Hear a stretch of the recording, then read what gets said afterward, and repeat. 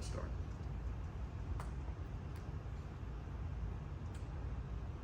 You may be wondering why I brought a knife to our talk tonight. It's not just any knife, it is a Damascus steel forged knife.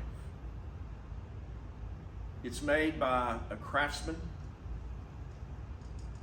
who, in the process of heating up the steel, folding it, beating it, takes a bar of steel and shapes it into something useful.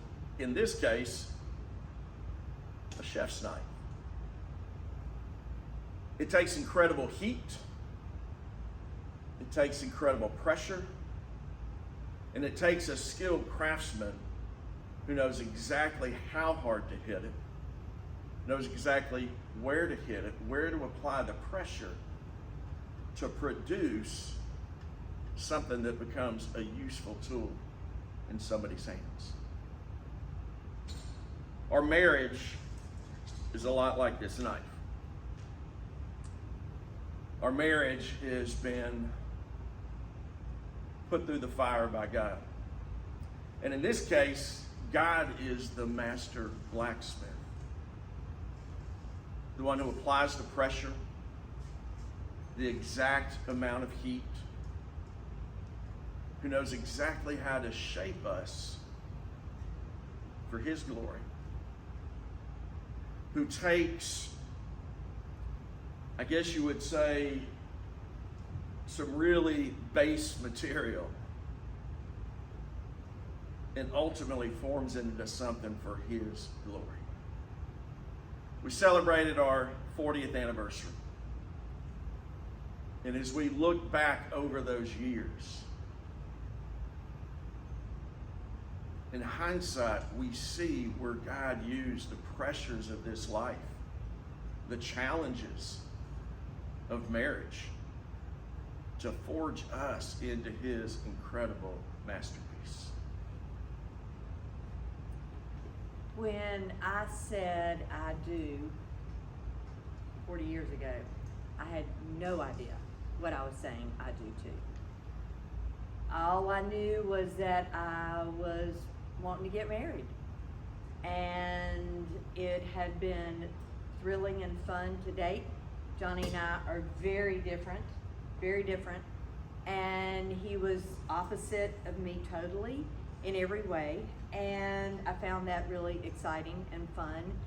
And we get married, but to sort of give you a little idea of sort of how that began to play out pretty quickly, my dad was very much of this A-type personality, get it done kind of gentleman. He took care of everything and everybody. So that's my whole life experience until this point.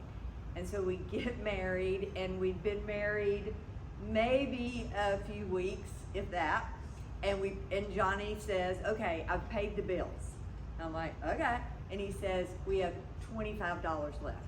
Like, what do you mean $25? He's like, $25.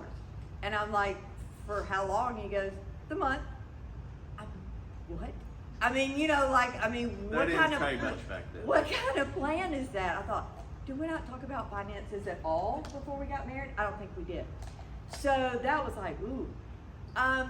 Within a few weeks of that, one day I was in our apartment, and all of a sudden the lights went out, all the everything shut down, and I thought, oh, well, maybe something's happened in the complex. So I walk outside and look, and it appears that everyone else's lights are on. So I call the power company, and they say, well, insufficient funds to keep the power on, not paid. Call Johnny, a little irritated by this point, and he's like, I paid that. And I'm like, well, apparently not, because they turned off the power. Come to find out, he paid it out of an account we didn't have. Old checks.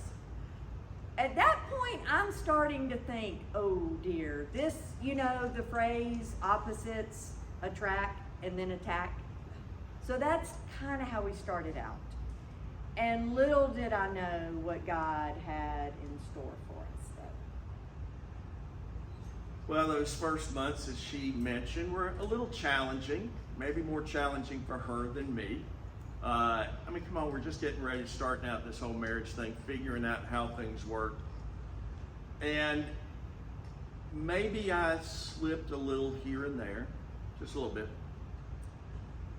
But to top all of that off, as challenging as those first months were, I think we had married 15 months and we found out that Carla's pregnant.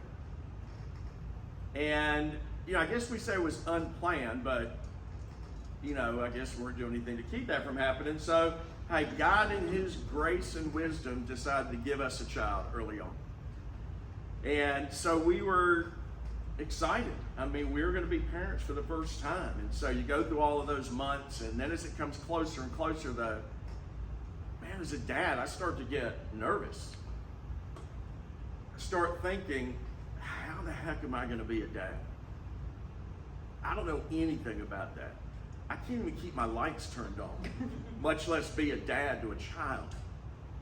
And I think maybe the greatest challenge was understanding that this child that we have, their impression of God as their father was going to be taken straight from me. And that scared me. Well, we finally go into the hospital. If I remember, and she tells me I don't remember well, it was a long labor. And finally, he comes, and we named him Zach. Zachary King Morton. And we were over the moon about him. He was this precious, precious little baby. I got to hold him first. Well, it should be, I think. I got to hold him. And before Carla ever even had a chance to hold him, the nurses take him and they clean him up. But they realized early on that something's not right, that he's not breathing well.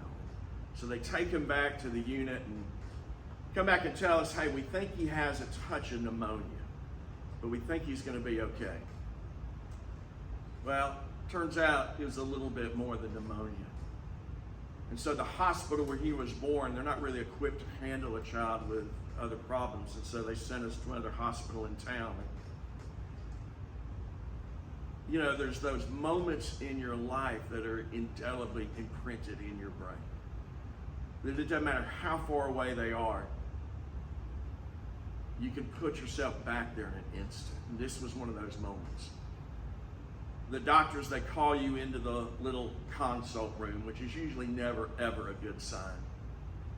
And my parents are there, my in-laws are there. Somehow Carla's grandfather has wandered in because he's gone to the wrong hospital to see us. And I never forget, the doctor looked at me and he says, it's not pneumonia, but it's his heart. And so I have to go back to Carla, who's still in the other hospital, who's never had a chance to hold her child yet, and tell her it's his heart. And those 3 words really changed the trajectory of our lives. We went from, as Johnny said, so excited to have our first baby, to literally being thrown into a world of sick children that you know exist, but you don't really know exist until you have to go live in it. And all of a sudden we have a very critically ill child that had been born with a severe congenital heart defect and lung problems. And we've got, you know, doctors and hospital visits and procedures and medicine, and you know, life just all of a sudden was totally not normal at all. And we were, you know, it was hugely, obviously expensive, you know, when you've got a health issue, as anyone knows. And so all of a sudden we have a huge bound of debt that we have no way to think how we'll ever pay for this kind of thing. So we are really overwhelmed. I'm just thinking to myself, this is in no way how I thought life was going to go. This was not at all what I planned. You know, I can remember thinking back during those years, God, this isn't what we signed up for. You know, I'm in ministry. God, I'm committing my life to serving you, to serving your people. We didn't ask for this. And as we go through and we could tell story after story of things that happen, twice he falls, once he fractures his skull, another time he falls out of the bassinet and broke his collarbone, and it was just crazy thing after thing that was happening. And yet in the midst of all of that, the challenges, there was a day I can remember because I was at my office at the church and I get a phone call from Carla, and she is pretty much sobbing on the phone, and I'm thinking, oh my gosh, what happened? And she says, I'm pregnant. And she's sobbing, and I'm going, yes, God, yes. Man, I was so excited because I'd wanted to have another child. And, you know, Carla was just so overwhelmed by where we were and what we'd gone through that I don't think she could imagine doing that. But Kemper comes along. He's our second child. Doctors are there when he's born, and they're checking his heart because we were so afraid we were going to have another heart baby. Even though the doctor said, hey, it's not congenital, it's nothing from y'all, it's just a freak accident that Zach had a heart issue. We're listening to the doctors, and they give him this clear bill of health. And I mean, the sigh of relief, I'm sure, was audible to everybody in the room. And Kemper proved to be just an incredible healing thing in our lives. He brought such joy to us. He was such an easy baby, where Zach was so challenging on a lot of different levels. And in those first years that he was born, just having a normal baby situation where you weren't having to worry about running to doctors, you have to think about how's his breathing or anything else. And in those years, and then even in the years to come, man, God used Kemper to just be such a balm to us in times that we'd been just really, really hurting. So since we had a second baby that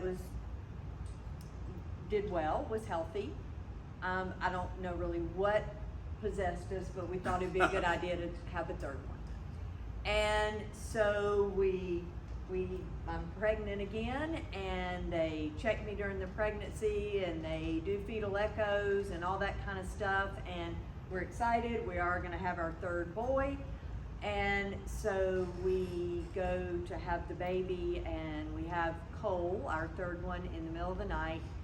And the next morning they come in and they say, we hear a heart murmur, but you know, that's kind of fairly common, you know that, Carla? And I'm like, yeah. And so they come back in a little bit and say, well, we need to send him to the intensive care.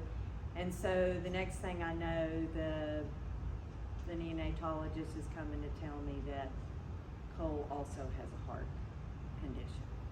And apparently it wasn't picked up on the echoes. And I am devastated.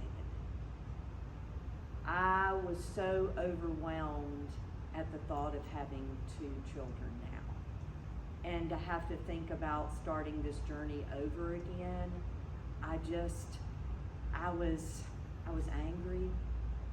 I was so spent at that point, and really sort of spiraled into a depression probably for a year, because I was just so overwhelmed with thinking, I don't know if I can do this again. And it was, again, a place that God was always trying to teach me and show me, Carla, you're not in charge. You're not in charge. You're not in charge of your children. You, in the sense of controlling the outcome, you're not in charge of Johnny, and heaven help I tried to be. I mean, and I was trying to change him. And it was very difficult, if not impossible, to change him. So I'm struggling on a lot of levels. And so we're doing life with the three of them, and we're sort of struggling in our marriage because of a lot of the differences in the way we were coping with things, and a lot of layers of stress. she said a little bit stressed. Okay, maybe a lot of it. Maybe a lot of it stressed. And I guess for me, good, my personality was such that I'm always sort of this just laid back and real even and Like halfway dead. maybe. And I don't think I understood how frustrated she was. I could understand the idea of having 2 children with heart issues. And, the doctors had said they're not genetic because they're totally unrelated. One's on one side of the heart, one's on the other. We thought, oh, great, just lucky, guess. But I didn't realize, really, I guess I was oblivious to where the struggle our marriage was in. I just assumed everything was because of the situations with our children and not realizing and really not even hearing Carla cry out in the way that she was.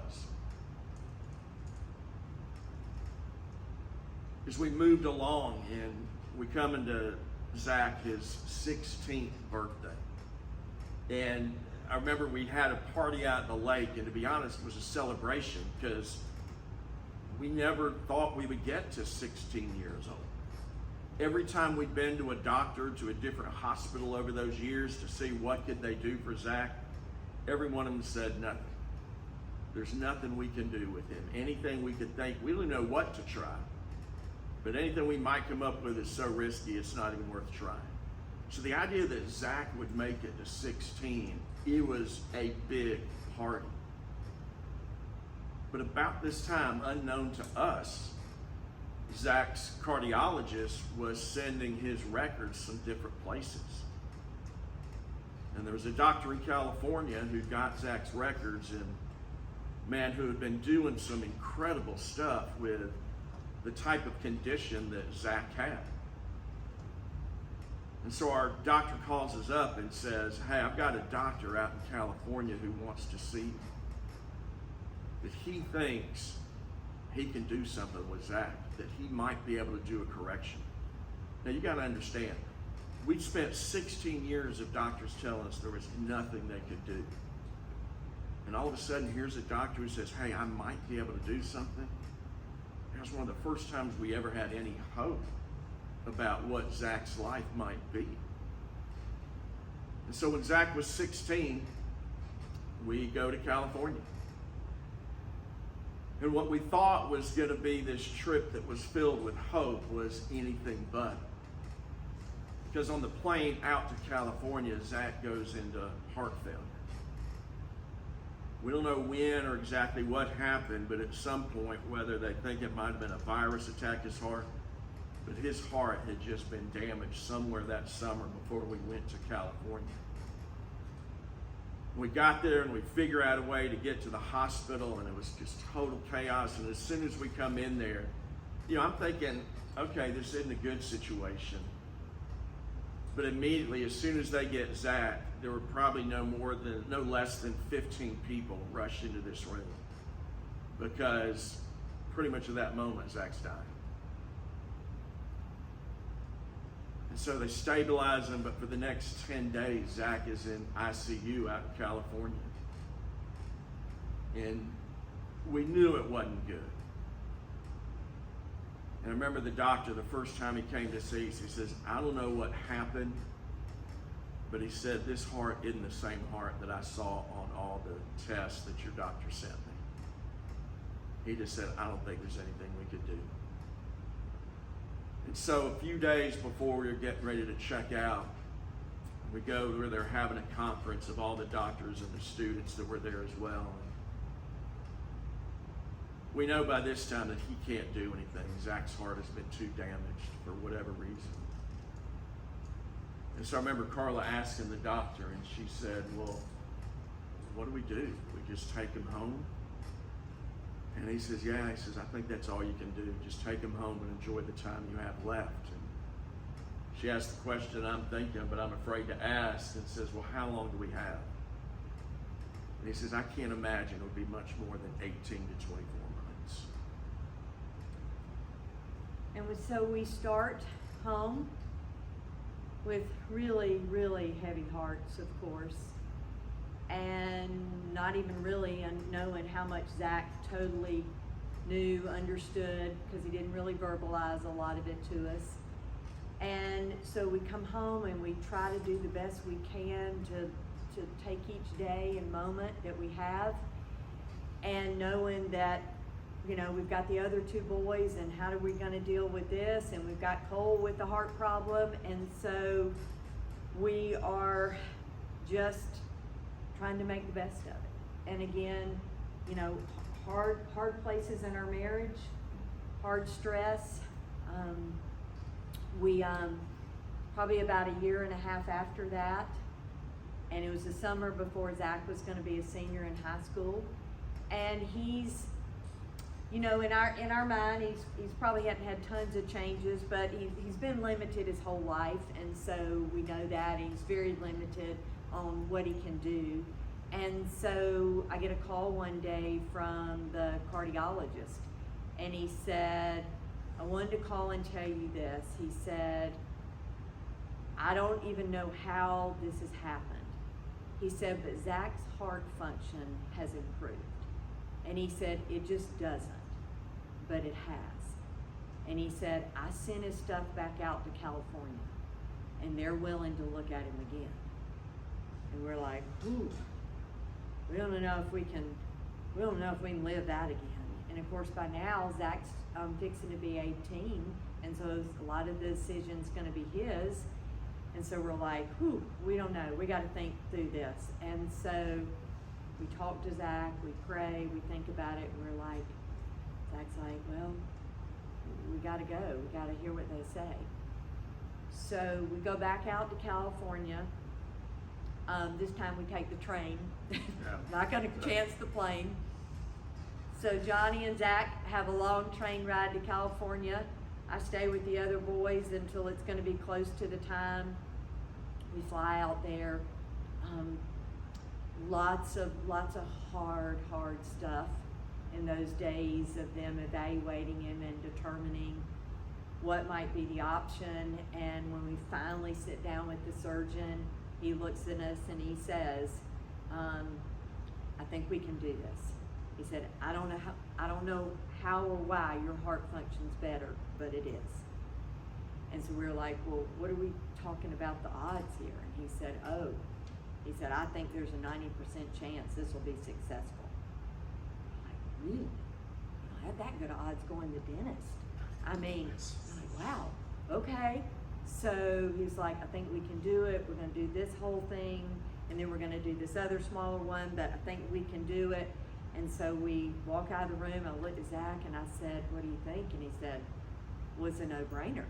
I mean, we gotta do it. And so we had a few days to prepare for that. Family came out there. We obviously had great support and family and friends and people praying just all over the country. And we started a Caring Bridge site so we could update people and share what was happening. And it was obviously with lots of trepidation that Zach goes into surgery, but never ever had we experienced at the end of a long day of waiting a surgeon walking out with a smile on his face. Never. And he looked and he said, we did it. And he said, he is stable as a rock. He said, we did everything we wanted to do. Words are not adequate to say the excitement in our hearts. I mean, we had never really been given hope. And he was like, you can see him in a little bit. They're getting him situated in the unit. And we go back there, and for the first time ever, his feet looked pink. They'd looked blue his whole life. And we couldn't believe it. It was just truly a Ripple celebration. And that night later, he settled in, he's still doing okay, and we are gonna sleep in the waiting room. And about the middle of the night, we hear an overhead code called, and they call the surgeon back to that unit, Zach's surgeon. And we got up and started running toward the unit, and our hearts just beating out of our chest. And we get to the doors, and they said, it's Zach. They're working on him and they coded him for an hour. And at the end of the time, of course, they told us to go get in that little room where nothing good ever happens. And we knew, I felt in my spirit, I just felt that God had taken him. And we were, again, devastated. The one time we'd had hope. For 18 years, we'd lived in light of losing Zach, trying to prepare, but it hadn't happened. And the one time man said, he's going to live, God said he's going to live, but not here anymore. And it was, again, an incredibly devastating time, but at the same time, we were just trusting that somehow God was going to carry us through that. You know, those first moments after Zach died, the doctors coming to tell us, and I know he was as, I wouldn't say as distraught as we were, but you could tell he was upset. He didn't like losing a patient, and especially one for no reason. Remember, the two doctors are in there and they said they checked his vitals, everything was good. They turned around and his heart just stopped. And I can remember them asking him to do an autopsy, and we said, if you need to, but we just know there's not going to be a reason. And that was true. There was no cause for his heart to stop other than God chose to take him. And as we go back home, you know, one of the thoughts we had were, we wondered, what are people going to think? And we knew that they were going to be watching us. On the one hand, it was hard because I didn't want to think that way. And yet I knew that God was faithful. And yet those, to be honest, that first year, I don't hardly remember anything happening. I mean, I finished the school year, but I can't really remember any of the events that happened along the way because I was so heavy. And that grief was just like, it didn't matter what you did or where you went. It was like this blanket, this wet blanket that hovered over you no matter what. You know, you go through Christmas and other holidays, and then Zach's birthday comes up, and then the other Christmas, and man, you try to be joyful and excited, but I just couldn't. I mean, my heart was ripped in half. It was, the best I can describe it as, it's literally if someone stuck a knife in my chest and just twisted it. It was a physical pain. And I felt that way literally for years. And in all of this time, we're struggling. If I'm up, Carla's down. If Carla's up, I'm down. We had nothing to give each other at all. And we were aware of the high incidence of marriages failing when you lose a child. And, you know, we had determined years before that that would never be an option for us. And as I look back, it's only because of the foundation that we built beforehand. That we had this foundation in our marriage, even in spite of all the struggles and troubles and all the things I did wrong so many times. We had that foundation laid in God. You know, Jesus talks about building your house on the rock, and man, we've done that. Man, we clung to his promises. And Carla clung to the Psalms. I don't think I read my Bible for a year, but because I knew Scripture, God used that to strengthen me and encourage me and to literally carry us through there. And, you know, we encourage couples, and we talk to couples all the time to say, hey, lay that foundation in the good times. Because when the struggles and the hard things come, man, it's that foundation that's going to enable you to carry on through that. I had struggled so with letting go of the children and laying them down And I struggle so with trying to get Johnny to be what I wanted him to be and do what I wanted him to do. And one of the things through all those layers of stuff that God did was show me that only He would ever meet my deepest needs. I would never, ever get what I needed from Johnny. Doesn't mean he wasn't to try. Doesn't mean that we're not to be in relationship to one another. But our deepest needs are never going to be met in another human being. And when I got that, it was one of the more freeing things that happened in this part of the journey. Because all of a sudden, I could start learning to love Johnny for who Johnny was. I could love from a position of being full and overflowing.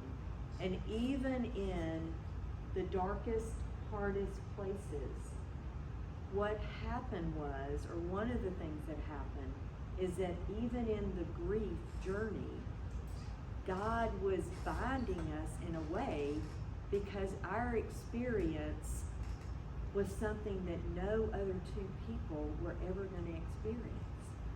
We were the only ones that were Zach's mom and dad that had that experience. And so even in the grief, we found that God allowed there to be just a bonding there. You know, we look back over those years and we started out talking about how just like that knife, God forged us both individually and together as a couple. It was painful. Maybe I guess you would say, you know, Isaiah promises us that, you know, we're going to walk through the fire and not be burned, but we felt a lot of heat. And we felt the pounding of God's hammer as He molded us into be what He wanted us to be. You know, I remember not long ago at a sermon talking about God's grace is sufficient. It's always enough. You know, we always want to know, God, is your grace going to be enough for this? Is it enough for this? Hey, whatever our need is, His grace is sufficient. In those years since we lost Zach, and it's been almost 20 years this year, that we lost him, that, man, God has done incredible things with us. That He literally forged us into that one that He promises. That all the way back in Genesis where He says, a man shall leave his mother and father. He shall cling to his wife, and they shall become one. You know, maybe it was our own sin and stubbornness and pride and selfishness. But man, God forged all of that out of us. Are we perfect? No. No. Sometimes I think I am, but she'll tell me I'm not. She will remind me. But I remember during the years, I read a book by a guy named Carl Billhammer. It's called Don't Waste Your Sorrows. Man, we look back and there were a lot of painful things in our life. Some not of our doing. We didn't ask for 2 children with heart defects. We didn't ask to lose our child. We've had lost jobs along the way. We've had a best friend who died. And yet in all of that, God has used those things to make us who we are today and to bring us to where we are today. Several years ago when we started our marriage ministry, the whole impetus behind that was because we were so clueless when we started out. We made so many mistakes in learning how to love each other the way that we should. I think the one thing we did right is we trusted God. And little by little, God molded us to be what He wanted us to be. And our goal and our passion is, man, that we would see marriages that would thrive, man, through the hard things, that would flourish through the fire. It is that promise that we have from God. Zach's life verse. Remember the day he spoke in chapel before we went to California for his surgery. And he shared his verse, Romans 8:28. He said, God will work all things together for good. Our weaknesses, our sin, our tragedies. God will work all of that for good to those who love him and are called according to his purposes. The thing that Zach said to his classmates still rings with me today. He says, listen, I don't know what's going to happen, but I know that God does, and I choose to trust him. Man, that is our prayer and our desire. None of us knows what's going to happen in our future. None of us know the challenges that God's going to bring our way. But man, we can know God, and we can trust him.